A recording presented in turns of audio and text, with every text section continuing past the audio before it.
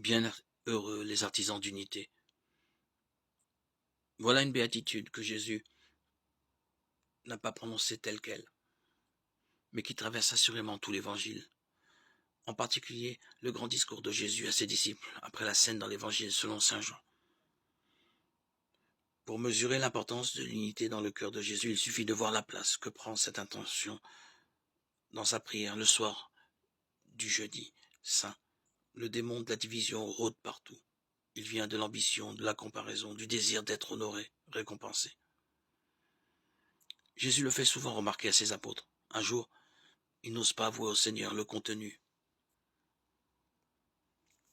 de leur échange, car ils discutaient entre eux pour savoir qui est le plus grand. Marc 9, 33-37. Une autre fois, Jacques et Jean viennent demander une bonne place dans le royaume. Marc 10, 35-45. Et Jésus leur parle du service, les oriente vers la coupe qui les attend à l'heure de la passion. Il appelle un enfant pour expliquer qu'il faut surtout se faire petit pour entrer dans le royaume des cieux. Matthieu 18, 1.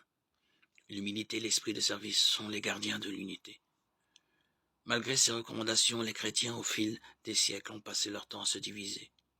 Que de schismes et de communautés dissidentes qui se présentent comme de nouvelles églises. Et pourtant, le premier adjectif qui qualifie l'église est bien qu'elle est une. Ces divisions restent comme des repères brûlants dans l'histoire de l'église. Par bonheur, quand les siècles ont passé, on en vient à se redécouvrir, on s'aperçoit que l'autre vit une foi ardente, qu'il a écrit des choses admirables. Comment éviter de se diviser quand survient un désaccord? Jésus précise l'enjeu missionnaire de l'unité, qu'il soit un en nous afin que le monde croie. Mais cela n'interdit pas une diversité dans la manière de vivre le christianisme. Le livre des Actes des Apôtres ne cache pas les différences entre Pierre et Jean. On aimerait bien entendre le second qui a suivi le Seigneur jusque dans les heures épouvantables de la Passion, mais c'est Pierre, le renégat, qui parle tout le temps. Et malgré sa trahison connue de tous, ses auditeurs ont le cœur transpercé et demandent le baptême. Acte 2, 37. Puis vient la figure de Paul qui domine la deuxième partie du livre. Il ne se cache pas d'avoir résisté frontalement à Pierre, mais il a toujours été soucieux de rester dans la communion des apôtres.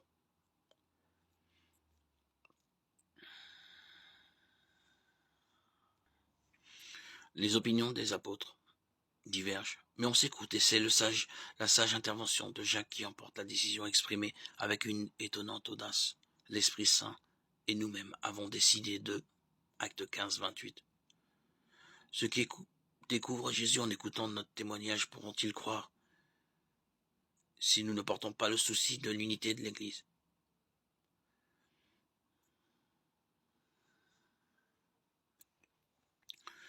Nous parlons du même Seigneur Jésus et pourtant nous construisons des églises face à face, rivales. L'unité des chrétiens est donc une exigence missionnaire, mais elle est d'abord une conséquence de la source à laquelle nous sommes appelés. Et c'est bien ainsi que commence la prière de Jésus. Comme toi, Père, tu es en moi et moi en toi, que aussi soit en nous. Jean 17, 21.